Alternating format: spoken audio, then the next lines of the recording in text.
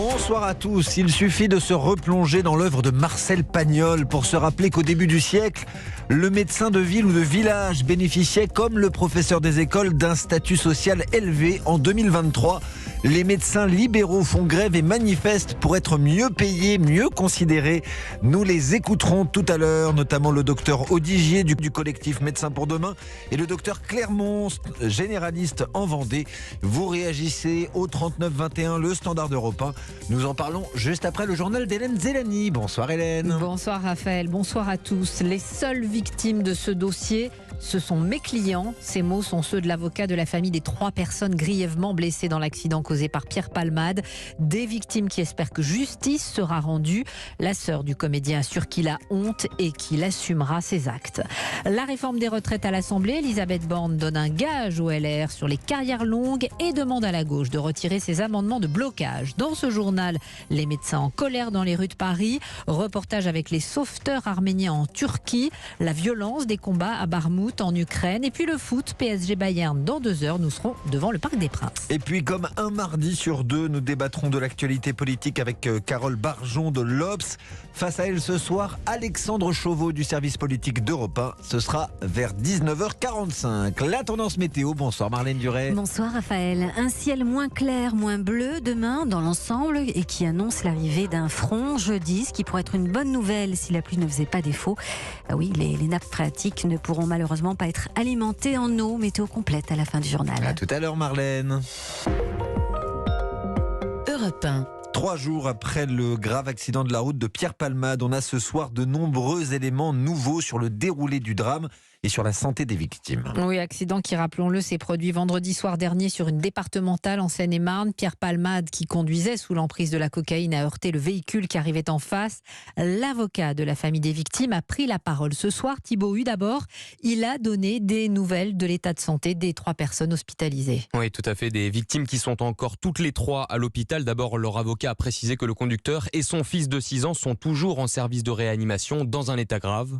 Le conducteur, lui, il faut savoir qu'il a subi entre 5 et 7 opérations pendant ces dernières 72 heures. Quant à l'enfant, il aurait la mâchoire fracturée et serait défiguré. Le pronostic vital de la passagère arrière qui a perdu son bébé, lui, n'est plus engagé. Elle a d'ailleurs pu échanger quelques mots avec son avocat pour lui raconter ses premiers souvenirs de l'accident. Elle se souvient d'abord des phares éblouissants et elle se souvient être sortie de la voiture et avoir hurlé à de multiples reprises « Mon bébé, mon bébé ». La victime a été héliportée avec de multiples côtes cassées, une entorse au cou et des vertèbres abîmées. Une césarienne a été réalisée en urgence, mais son bébé, une fille, n'a pas pu être sauvée. Elle espère désormais un procès équitable. Elle attend évidemment que M. Palmade soit placé en garde à vue le plus rapidement possible et que justice soit faite. Et qu'évidemment, la notoriété de M. Palmade n'influe ni d'un point de vue médiatique, ni d'un point de vue judiciaire. L'avocat Mourad Batik a souligné que les dommages collatéraux seraient sans fin et que la famille est insensible aux excuses de Pierre Palmade. Thibaut Hu, et justement, comment Pierre Palmade vit-il la situation, ce drame qu'il a causé ? Oui, en dehors des blessures physiques, moralement, quel est son ressenti ? Ce soir, Guillaume Dominguez, il s'exprime pour la première fois par la voix de sa sœur. Oui, dans un communiqué adressé à l'AFP, Hélène Palmade explique qu'elle a pu rendre visite à son frère à l'hôpital et revient sur son état de santé. Il se réveille peu à peu et réalise l'horreur de ce qu'il s'est passé, de ce qu'il a causé. Il est catastrophé, il a honte, déclare-t-elle. L'humoriste à l'origine de l'accident a été testé positif à la cocaïne et aux médicaments de substitution. Il assumera toutes les conséquences de ses actes avec la conscience terrible qu'il ne pourra jamais réparer le mal qu'il a fait, affirme sa sœur. Selon elle, Pierre Palmade est dévasté à l'idée d'avoir détruit la vie de cette famille. Il leur demande pardon du plus profond de son âme, conclut-elle. L'enquête, elle, continue. L'humoriste devrait être placé en garde à vue dans les jours à venir, selon nos informations. Les enquêteurs attendent toujours le feu vert des médecins pour pouvoir l'interroger. Quant à l'homme de 47 ans qui affirmait avoir été passager de la voiture de Pierre Palmade, il a reconnu avoir menti après un pari. Ce sans-abri avait été arrêté et placé en garde à vue dans la Somme. Allons à l'Assemblée nationale maintenant. Les députés ont repris l'examen du projet de loi sur la réforme des retraites et de ses 14 000 amendements. La majorité ayant à tout prix besoin des voix des Républicains pour voter son texte, la Première ministre a fait un pas conséquent concernant les carrières longues, Alexis de la Fontaine. Oui, Elisabeth Borne promet aux salariés bénéficiant de ce dispositif qu'ils pourront tous partir à la retraite après 43 annuités. J'ai pris un engagement et il donne lieu à un amendement du gouvernement déposé aujourd'hui pour cette tranche d'âge qui pose le principe que dès lors qu'est atteint l'âge de départ anticipé, la réforme ne prévoit pas pour les carrières longues de durée de cotisation supérieure à 43 ans. La Première ministre cherche avant tout à s'assurer le soutien des Républicains qui attendaient cette concession depuis le début. Aurélien Pradier, un des plus farouches opposants de droite à la réforme des retraites, se satisfait d'avoir fait plier le gouvernement sur ce sujet. Mais au-delà du fond, Elisabeth Borne veut reprendre la main sur la forme des débats en fustigeant le comportement de la NUP. Un débat empêché par la multiplication d'amendements qui rendent impossible l'examen de la totalité du texte, par la multiplication des injures, des invectives et hier même les accusations les plus graves. À la mi-journée, les écologistes ont décidé de retirer près de 200 amendements pour mettre la pression sur les autres partis de gauche afin de pouvoir voter contre l'article 7 avant la fin des débats. Et justement, on rappelle Alexis que quoi qu'il arrive, l'examen de la réforme terminera son parcours à l'Assemblée vendredi à minuit. Il partira ensuite au Sénat. En ce qui concerne la mobilisation de jeudi dans les transports, il faut s'attendre à des perturbations moins importantes que lors des précédents débrayages. À la SNCF, 4 TGV sur 5, la moitié des TER et des intercités. À la RATP, trafic quasi normal, anormal dans le métro, légèrement perturbé sur le RER B. Bus et tramway rouleront normalement. Enfin, annulation de 30% des vols à Orly. À propos de grève, mieux valait ne pas être malade aujourd'hui. De nombreux cabinets médicaux étaient fermés. Appel lancé par les syndicats de médecins qui organisaient également une manifestation à Paris. 2 motifs de colère, les tarifs de consultation trop bas et la proposition de loi RIST sur l'accès direct à des paramédicaux comme les infirmiers ou les kinés. Reportage de Romain Biteau. Vêtue de sa blouse blanche, Tatiana est agenouillée sur le bitume. La médecin généraliste dans le Loiret termine de décorer sa pancarte. Je viens d'écrire toutes les insultes qui ont été proférées sur les médecins généralistes récemment. Hostiles, corporatistes, caricaturaux. Nous sommes juste médecins de famille en fait et que c'est ce que nous souhaitons rester. Même colère lorsqu'il faut parler du tarif des consultations. Même les patients nous disent « Vous êtes toujours à 25 ?» C'est pas cher quand même. Hein. La dernière proposition à 26,50, c'est du mépris. Le gros risque actuellement, c'est que s'il n'y a pas une revalorisation conséquente de nos tarifs, les médecins vont se déconventionner massivement et les jeunes ne vont pas s'installer. Mais le motif d'inquiétude du jour, c'est la loi RIST. Elle permettra aux patients de consulter certains spécialistes sans passer par les généralistes. Un coup porté au prestige de la profession, assure Stéphane. L'examen médical doit rester la base de tout diagnostic. Aujourd'hui, on veut faire ce que j'appelle une médecine de supermarché. Je ne veux pas qu'un kiné va traiter une entorse, soi-disant, parce que le patient est allé directement le voir et en fait, c'est une fracture. Une loi qui débouchera, selon les manifestants, sur une plus mauvaise prise en charge des patients. Romain Biteau dans la manifestation de médecins à Paris. Voilà, manifestation à l'appel du collectif Médecins pour demain. Sa vice-présidente, le docteur Christelle Audigier, sera avec nous aux alentours de 19h20 tout à l'heure. Le standard d'Europe 1 est ouvert. Il suffit d'appeler le 3921 pour réagir à l'antenne. À 10 jours de l'anniversaire de l'invasion russe en Ukraine, les combats sont plus acharnés que jamais dans le Donbass. Oui, pour Kiev comme pour Moscou, il est hors de question symboliquement de céder sur la zone de Bakhmout. Nicolas Tonev, vous êtes l'envoyé spécial d'Europe 1. Vous avez pu vous rendre à nouveau dans la ville, ciblée sans répit par des bombardements. Oui, il faut imaginer une seule route d'accès à Bakhmout dorénavant côté ukrainien et les forces russes capables de l'atteindre à coups d'artillerie sur les 12-15 derniers kilomètres à partir de la ville de Tchassifiar. J'ai donc pris cette route tout à l'heure jusqu'à Bakhmout et c'était des tirs incessants par-dessus pour taper plus loin ou dessus avec une maison en feu sur le chemin, des roquettes qui ont touché des habitations le long de la route et bien sûr ensuite les ripostes ukrainiennes depuis les positions dissimulées aux alentours. Ce sont ces positions qui sont visées, c'est le danger car quand vous passez à côté, vous ne les voyez pas. Et une salve de roquettes envoyée dessus n'est pas précise du tout. Dans Bakhmout, il y avait beaucoup d'échanges aussi. Je dirais qu'il ne se passe pas 30 secondes sans une détonation de départ ou d'arrivée, avec tous les sons possibles de canons, mortiers, roquettes. Une bataille très dure donc des deux côtés pour espérer emporter la décision.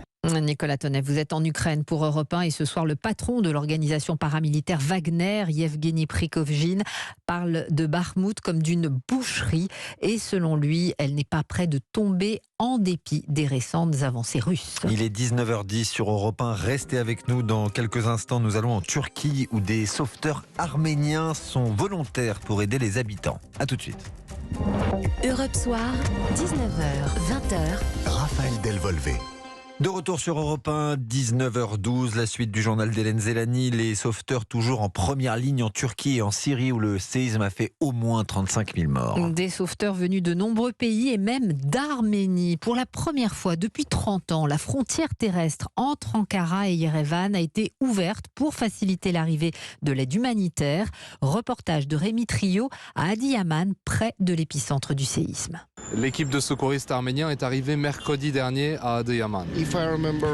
Si je me rappelle bien, on a tiré 9 corps de décombres et on a permis de sauver 3 survivants. Aram, secouriste arménien, s'est porté volontaire pour venir aider les Turcs.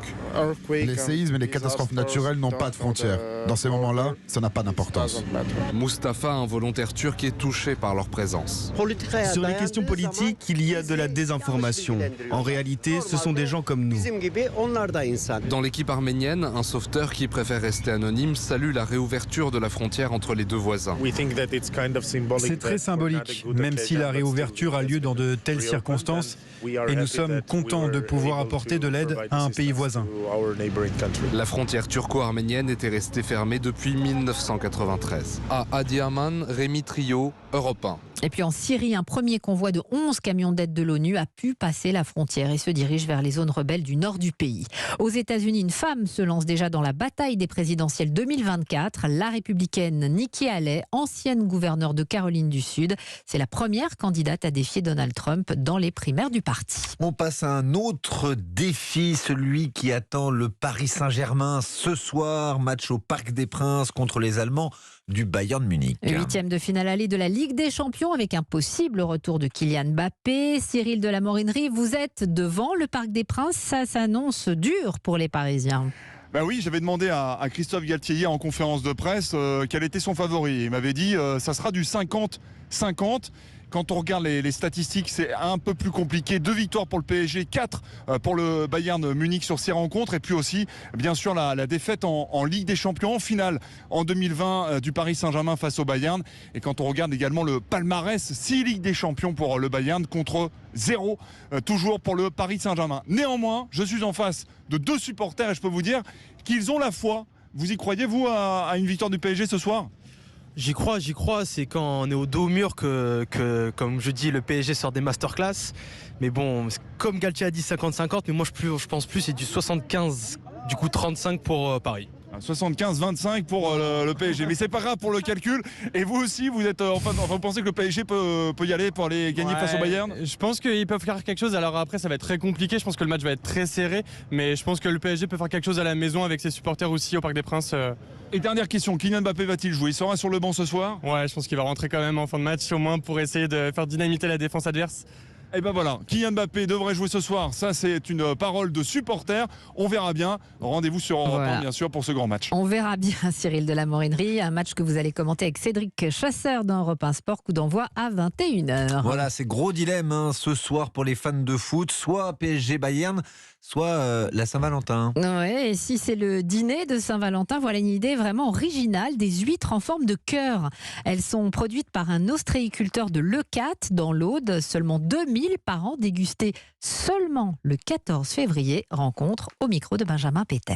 C'est une très belle histoire d'amour au commencement. C'est la compagne de Christian Guinaud, elle-même ostréicultrice, qui il y a 15 ans lui a offert une huître naturellement en forme de cœur. Touché et ému par ce cadeau, lui qui est installé à Leucate s'est mis en tête de trouver comment reproduire cette forme. La nature nous offre une huître en forme de cœur sur 2 ou 3 millions. Et j'ai vraiment et clairement décidé de tenter de trouver le moyen de former ces huîtres. L'acharnement, la volonté, l'amour ont fait que j'ai fini au bout de 5-6 ans à avoir un pourcentage de réussite de l'ordre de 90%. Donc chaque année, j'élève aux alentours de 2000 huîtres que je vais rendre amoureuses. C'est dans mon meilleur parc à huîtres et je leur apporte un soin particulier, c'est-à-dire chaque mois, je les reprends une par une et je les aide à acquérir la forme d'un cœur parfait. Et j'ai décidé depuis longtemps de ne les vendre que à l'occasion de la Saint-Valentin. Avec sa technique qu'il garde secrète, il faut environ 3 à 4 ans pour créer ses huîtres en forme de cœur. Chaque année, il choisit ensuite un restaurant à qui il vend la totalité de sa production.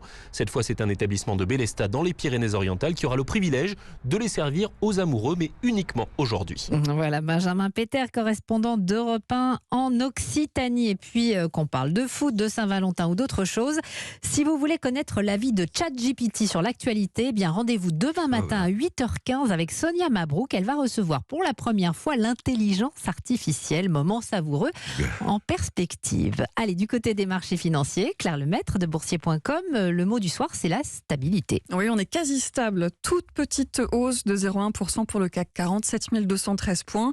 La séance a été animée par les chiffres très attendus de l'inflation américaine. Et cette inflation, elle montre une accélération sur un mois, mais un ralentissement en rythme annuel. Les marchés ont donc eu du mal à se faire un avis. Peu de mouvement sur les autres places en Europe, plus 0,1 pour Londres, mais moins 0,1 pour Francfort. Amsterdam est stable et donc un petit 0,1% pour le CAC 40 à Paris. Merci Claire Lemaître. Et merci à vous Hélène Zélani. À tout à l'heure 20h pour un nouveau journal.